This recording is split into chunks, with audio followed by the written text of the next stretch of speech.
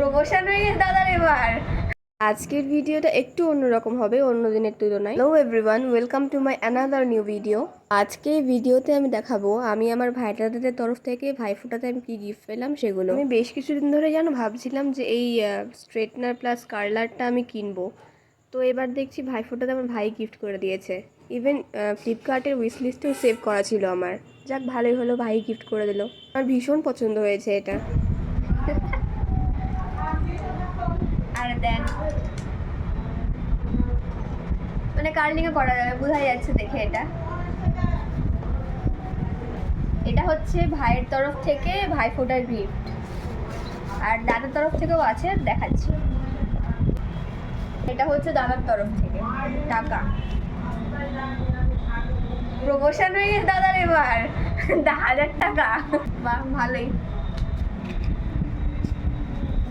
1000 টাকা ইনকাম হলো আছে গাইস।